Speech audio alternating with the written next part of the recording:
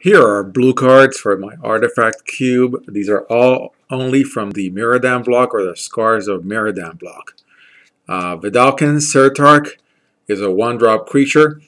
It's got Metalcraft, so the Metalcraft ability is tap this card, tap target artifact, creature, or land. Activate this ability only if you control 3 or more artifacts.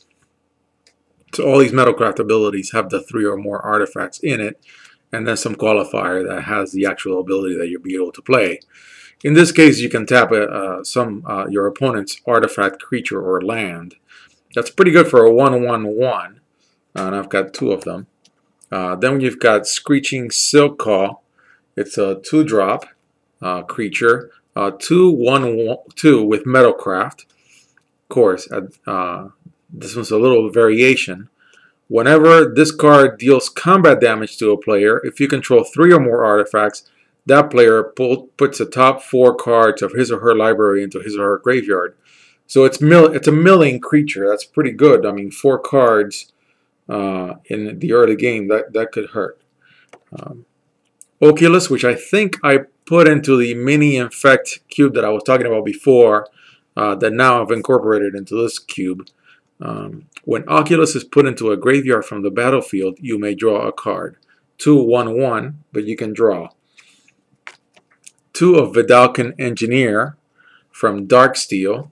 When you tap it, it's a 2/1/1. If you choose to tap it, meaning you're not going to attack with it, you add 2 mana of any 1 color to your mana pool. Any 1 color.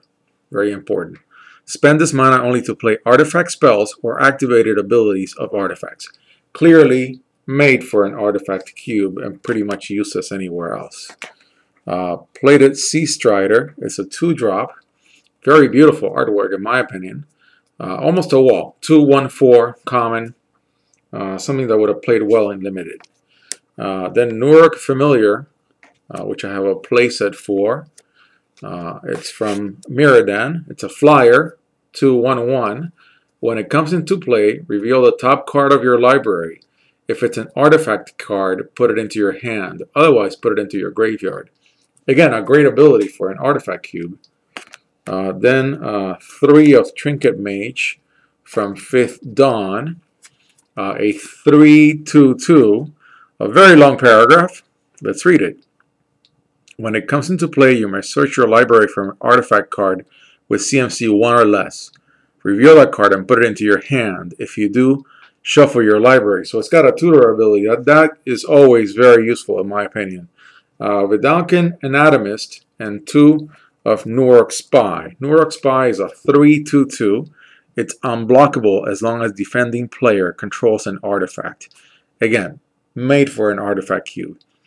Then in the case of Vedalken Anatomist, Nuruk Spy is from Mirrodin. Vedalken Anatomist is an uncommon from Mirrodin Besieged, and it's got a 3 cost, plus you tap it, but a -1/-1 counter on target creature. You may tap or untap that creature. That could be very disruptive. Tapping and untapping really is a good thing to have around. Okay, so then you have Nuruk Transmuter. It's a 3-drop 2/2 from Darksteel, and it's got 2 separate blue abilities. Again, the color symbols in the Mirrodin block are shaded gray, so you have to look at it and see that it's a water drop, and then you can say, okay, yeah, clearly that's a blue ability. I like the artwork of all these big-headed creatures from Mirrodin. They look kind of funky. It's old artwork, still cute. So 2 separate blue abilities. The first one, target creature becomes an artifact in addition to its other types until end of turn. That could be really useful if you're running Metalcraft and you only have 2 artifacts, and you can turn something else into an artifact, and then you hit your Metalcraft ability of having at least 3 artifacts on the board. Second ability, until end of turn, target artifact creature becomes blue and isn't an artifact. Now, you don't have to control that creature, which means that you can actually turn off your opponent's Metalcraft ability if they have exactly 3 artifacts. That I can see is very useful. This is where I love combining the 2 blocks, because there you can see how A card in the Miradan block that was never intended to be disruptive with Metalcraft could really hurt Metalcraft abilities in the Scars of Miradan block. Here you have Serum Raker. It's a 4-drop 3/2 flyer. And when it's put into the graveyard, each player discards a card. I think I mentioned this card in the mini Infect Cube. Then Argent Sphinx, a 4-drop 4/3, a rare from Scars of Miradan. It's got flyer and Metalcraft. Very nice creature. A little bit of a heavy drop, but still 4/4/3. That ain't bad. Exile it for 1 blue. Return it to the battlefield under your control at the beginning of the next end step. Activate this ability only if you control 3 or more artifacts. I'd have to think about it. I don't know enough. I'm not a good enough player to really be able to use this card well. 2 of Lumengrid Drake, a 4/2/2 flyer with Metalcraft from Scars of Miradan as common. When it enters the battlefield, if you control 3 or more artifacts, return target creature to its owner's hand. That can be disruptive. I hate it when it happens to me. I have a creature all loaded up with a bunch of enchantments and somebody sends it back to my hand. I hate that. Here's 3 of Wonder Guard Sentry. Kind of funky old style artwork from the Miradan set. It's a 5-drop 3/3, very heavy. When it comes into play, look at target opponent's hand. Not so bad, but when you have Gitaxian Probe from, I think it was New Phyrexia, where you can do that for free, it doesn't compare as well. So here we start going into the heavy ones. Sky Eel School, 2 of them. 5-drop 3/3 flyer. When it enters the battlefield, draw a card, then discard a card. That's not terrible. Then you've got, I've got 2 of Plasma Elemental. Very nice artwork. It's an uncommon 5th Dawn. It's a 6/4/1.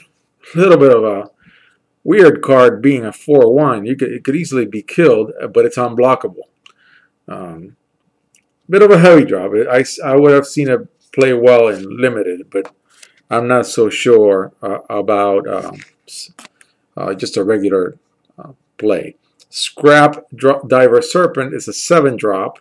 I've got 2 of them. And then I've got 2 of Cumulux. It's an 8-drop. I love the artwork on Cumulux, but boy is it heavy. It's an 8-drop. But it's got affinity for artifacts, which is not so bad. It's an uncommon 5th Dawn, meaning that it costs 1 less to play for each artifact you control. If you control 5 artifacts, this thing is only going to cost you 3 to drop, and it's a 5/4, and it's already a flyer. So that ain't bad.